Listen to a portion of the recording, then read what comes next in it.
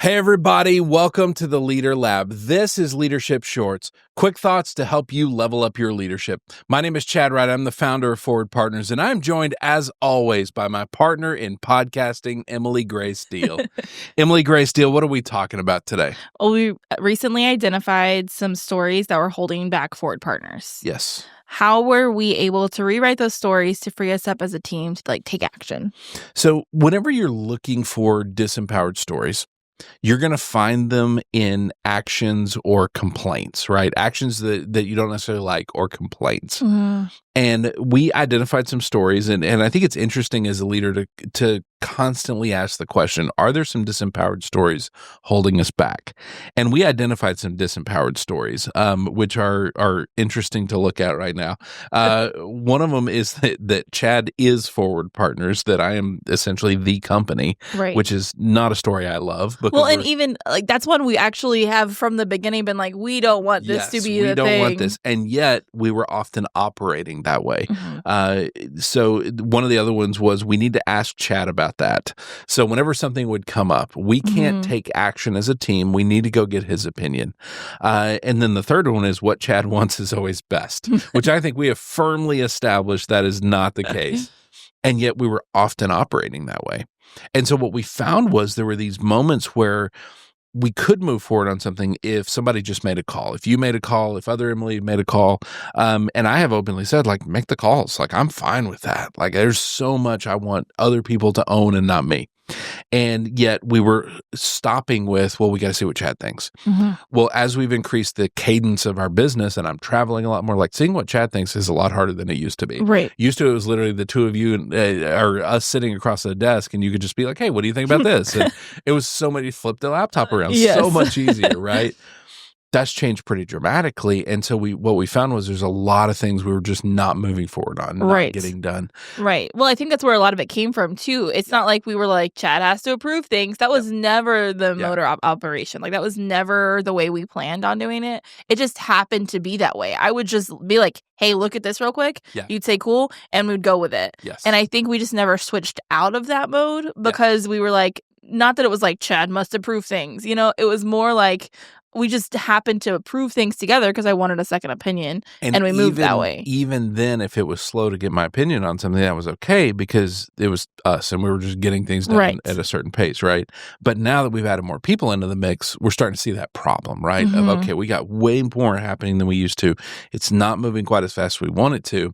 And so I started to really identify those stories. So I sat down one morning and said, okay, what are the disempowered stories? And those are the three that I wrote out. And then to sit with y'all and go, okay, here's some disempowered stories that I think are holding us back. And what's interesting is we got to go through a process of rewriting that and saying, okay, what should we rewrite that will empower us to do things differently? And what we wrote, an empowered story, is we are building the future of Forward Partners by trusting one another, taking ownership of things, and having grace for any mistakes. Mm-hmm.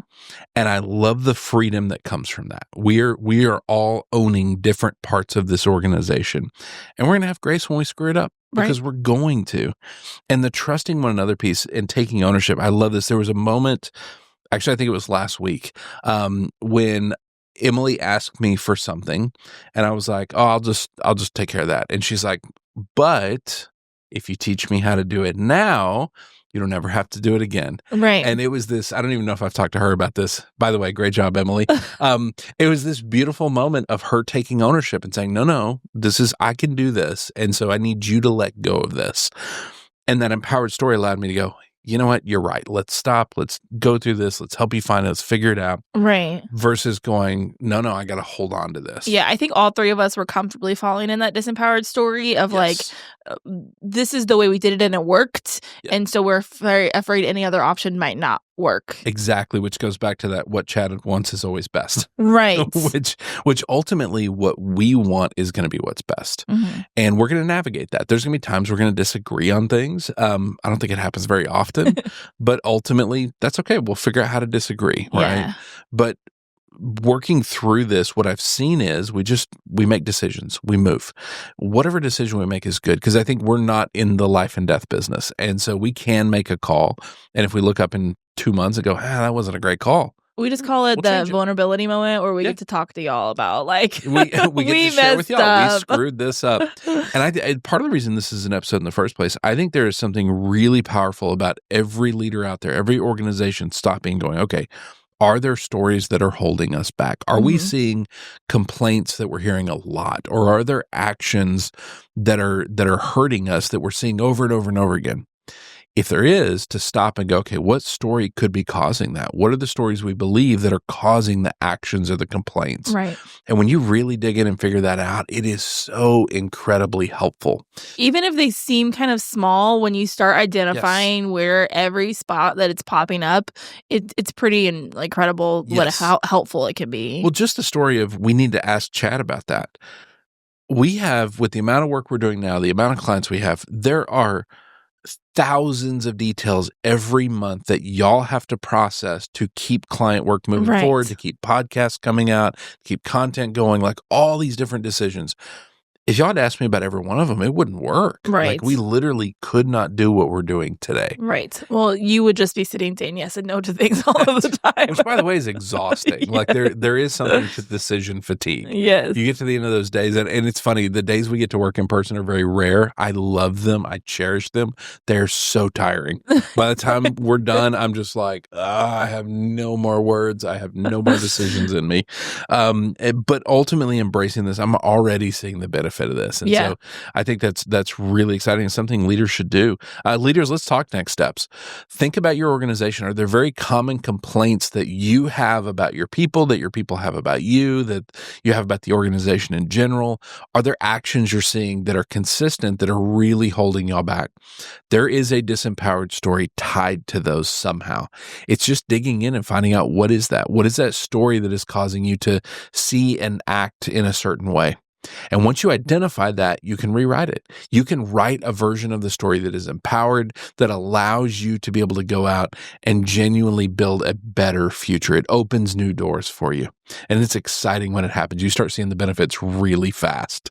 Emily, thank you so much for doing this. If people want to send us scenarios where they're struggling to find the disempowered story, we'll help you figure it out. Where do they send that to? To lab@forwardpartners.net. Lab@forwardpartners.net. If they want to find us on LinkedIn, where we are putting out leadership content all the time to help, where do they find that? @ForwardPartner. @ForwardPartner. Emily, thank you for doing this. Thank you. John, Porchlight Productions Vineyard, thank you, sir. Other Emily, thank you for taking things off my plate. I deeply appreciate it.